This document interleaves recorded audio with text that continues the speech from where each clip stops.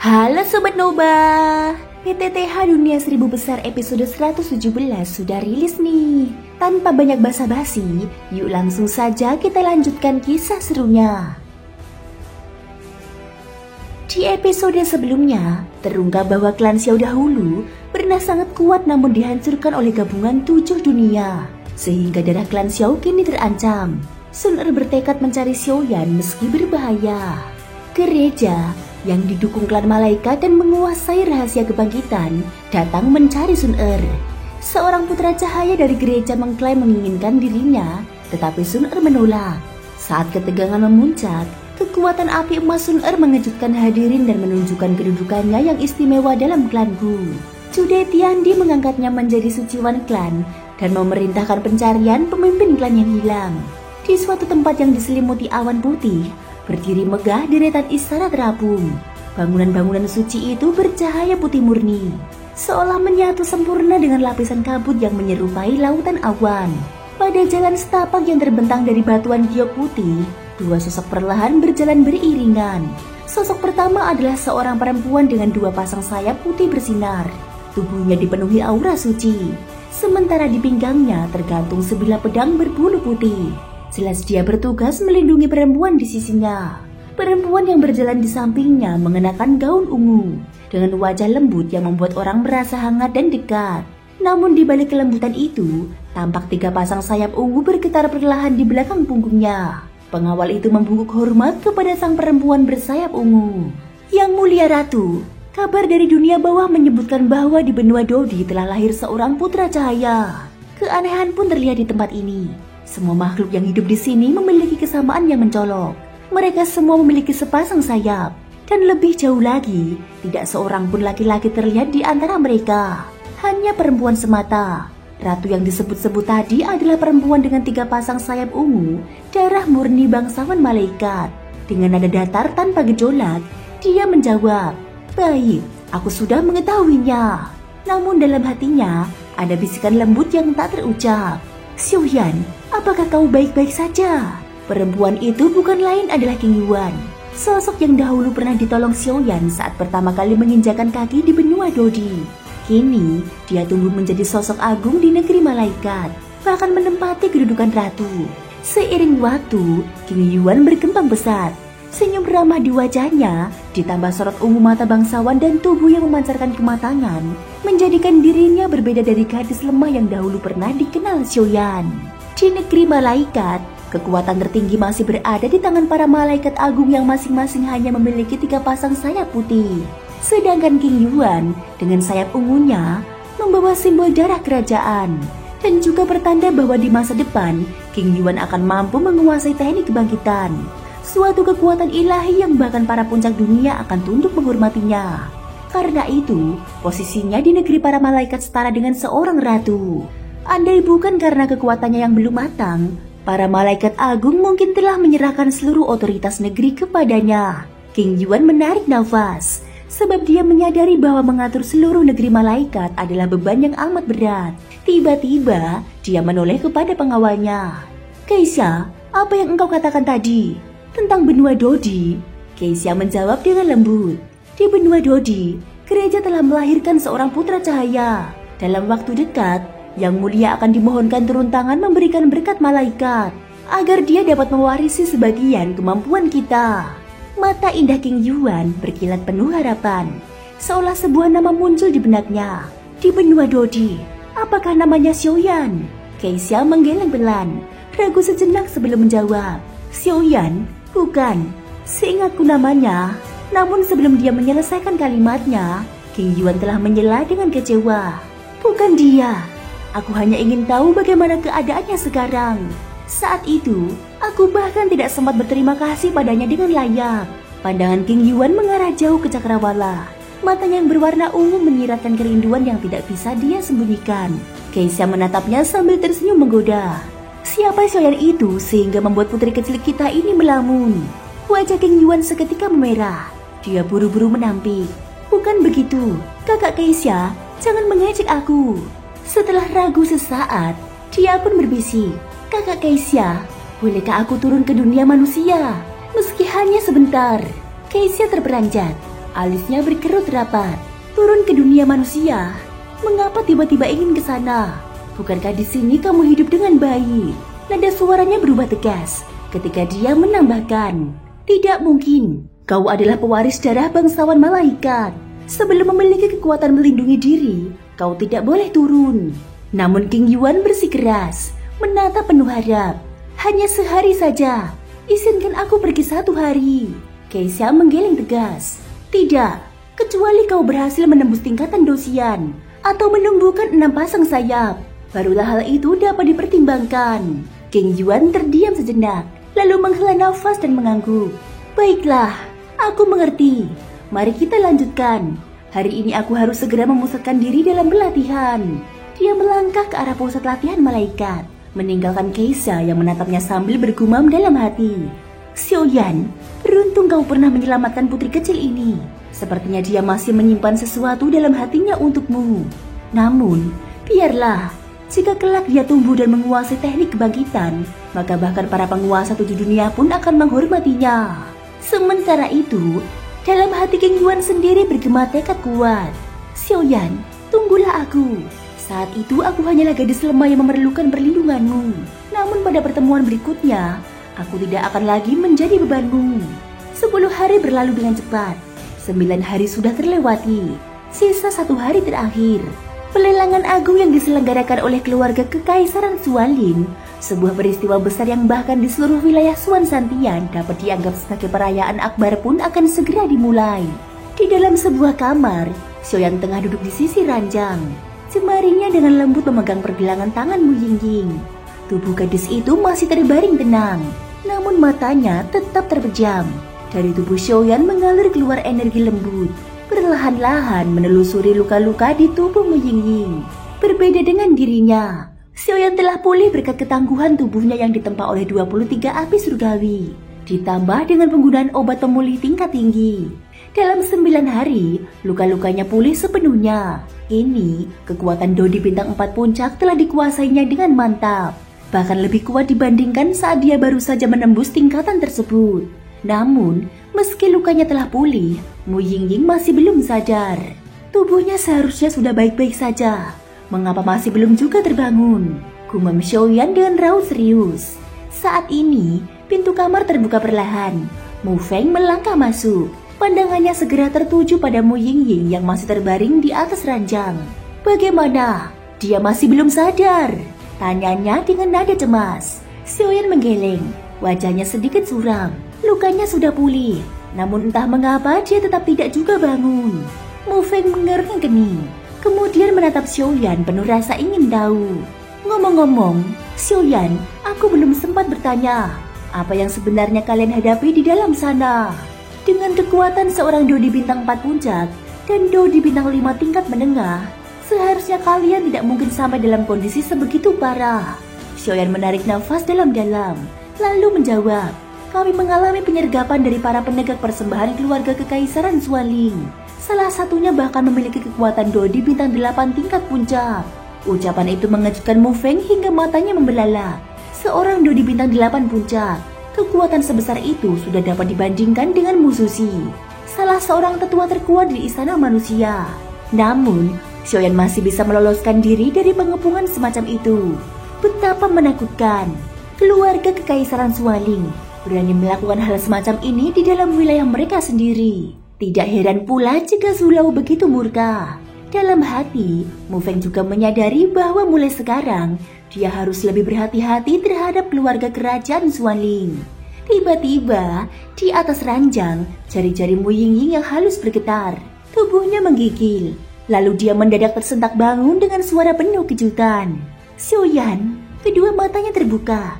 Tubuhnya segera tengah duduk. Xiaoyan dan Mu Feng yang berdiri di sisi ranjang saling memandang dengan tatapan lega. Xiaoyan, bagaimana keadaanmu? Apakah kau baik-baik saja? Xiaoyan mengangguk tenang. Aku tidak apa-apa. Tetua Zu datang tepat waktu. Sehingga, namun sebelum sempat dia menjelaskan lebih jauh, Mu Yingying sudah memandanginya dengan mata penuh amarah. Xiaoyan buru-buru menambahkan penjelasan. Jangan salahkan aku karena meninggalkanmu saat itu. Lawan yang kita hadapi terlalu kuat. Aku hanya ingin mengurangi bahaya yang kau tanggung. Mu Yingying mendengus marah. Suaranya bergetar karena emosi. Dasar bodoh, bagaimana mungkin aku meninggalkanmu seorang diri menghadapi para penegak Xuanling itu? Jika sampai terjadi sesuatu padamu, bagaimana mungkin aku bisa menerimanya? Kita berasal dari satu sekte. Kau tidak boleh bertindak ceroboh seperti itu. Xiaoyan hanya bisa menunduk, menerima amarahnya dengan sabar. Pada saat itu keadaannya genting. Lagi pula, kekuatan yang terus kau gunakan jelas memberi beban terlalu besar bagi tubuhmu. Mu Yingying masih meliriknya tajam, namun akhirnya dia hanya mendengus pelan tanpa melanjutkan pertengkaran. Pada saat inilah, dia menyadari bahwa Xiaoyan masih menggenggam tangannya. Wajahnya memerah seketika. Selain kakaknya, tidak pernah ada lelaki lain yang berani menyentuh tangannya. Segera, dia menarik tangannya dengan pura-pura batu kecil untuk menutupi rasa gugup. Xiaoyan pun sadar dan buru-buru melepaskan genggaman itu, ikut berdehem untuk meredakan suasana canggung. Tidak lama berselang, sebuah suara lembut bergema dari arah pintu. Su Lau perlahan melangkah masuk ke dalam ruangan. Sepertinya kalian semua sudah bangun. Xiaoyan, Mu Yingying, dan Mu Feng segera berdiri memberi salam dengan penuh hormat. Su tua, Su Lau menatap mereka dengan tenang, lalu membuka pembicaraan. Besok adalah hari dimulainya pelelangan keluarga kekaisaran Xuanling. Kebetulan, 3 lembar tiket masuk baru saja sampai ke tanganku. 3 kertas berkilauan dengan cahaya kuning keemasan muncul di tangannya. Pada permukaannya terukir dengan indah 4 karakter besar bertuliskan pelelangan kekaisaran Xuanling. Su Lau kemudian menyerahkan masing-masing tiket kepada mereka. Sambil melanjutkan penjelasannya, pelelangan ini adalah peristiwa terbesar di seluruh Xuan Santian. Bahkan selain obat-obatan tingkat tinggi milik lembah alkemis, segala macam benda langka dapat ditemukan di sini. 10 tahun yang lalu, saat pelelangan terakhir, pernah dilelang teknik dao tingkat tertinggi, ramuan langka, serta barang-barang ajaib yang tidak terhitung jumlahnya. Mendengar itu, hati ketiganya bergetar penuh antusiasme. Terlebih bagi Xiaoyan, yang saat ini masih kekurangan bahan penting untuk menelan api suci. Su Lau melangkah ke pintu, kemudian menoleh. Hari ini, sebelum pelelangan dimulai, kota Xuanling akan semakin ramai. Semua kekuatan besar maupun kecil berkumpul di sana. Para alkemis pun akan berbondong-bondong menjajakan harta mereka di pasar terbuka. Mari kita pergi melihat-lihat. Mungkin kalian bisa menemukan sesuatu yang berguna. Mendengar itu, Xiaoyan tersenyum samar. Sepertinya saatnya berburu harta karun. Rombongan beranggotakan 4 orang perlahan meninggalkan tempat peristirahatan mereka, kemudian menuju keramaian pasar di dalam kota Xuanling. Pasar kota ini merupakan tempat berkumpulnya banyak orang dari Xuan Santian. Di sini terkumpul beragam benda aneh dan langka. Meski sebagian tampak seperti besi tua yang tidak berguna, namun di mata orang lain yang membutuhkannya, nilainya bahkan lebih berharga daripada emas. Karena alasan inilah pasar tersebut begitu populer. Tidak seperti pelelangan yang dipenuhi aturan ketat. Di pasar ini yang terpenting hanyalah keberhasilan transaksi. Di sini hanya ada satu prinsip. Siapa yang mampu membayar harga yang memuaskan, maka transaksi pun selesai. Setelah cukup lama berjalan di tengah hiruk-pikuk kota, keempat orang itu akhirnya tiba di pasar. Belum sempat melangkah masuk, Xiaoyan sudah merasakan aroma pil obat yang amat pekat tercium dari dalam. Tanpa ragu dia melangkah masuk, disusul oleh Mu Yingying dan Mu Feng. Hanya Su Lau yang tiba-tiba menghilang dari pandangan. Sesaat kemudian, tubuh Su Lau telah muncul di dalam sebuah bangunan bambu yang tampak indah. Beberapa sosok sudah menantinya dengan penuh rasa hormat. Senior, mereka menyapa serentak. Su Lau duduk perlahan sebelum membuka suara. Apakah akhir-akhir ini pihak kerajaan Xuanling menunjukkan gerakan besar? Bangunan bambu tersebut ternyata merupakan titik rahasia milik pavilion Fengxiang yang didirikan tepat di bawah pengawasan Istana Xuanling. Seorang pria bertubuh kurus maju dengan hormat, melapor pada senior. Saat ini kerajaan Xuanling tidak menunjukkan gerakan mencurigakan. Mereka hanya sibuk mempersiapkan pelelangan yang akan segera dimulai. Namun, berdasarkan penyelidikan kami, diketahui bahwa pasukan Legiun Pemangsa Naga tengah melakukan konsolidasi. Kepada publik mereka mengaku sebagai latihan militer, padahal sebenarnya sedang bersiap menyerang klan Medusa. Su Lau menarik nafas panjang. Tampaknya mereka memang sudah tidak mampu lagi menahan diri. Sorot matanya berubah tajam sebelum dia kembali berbicara.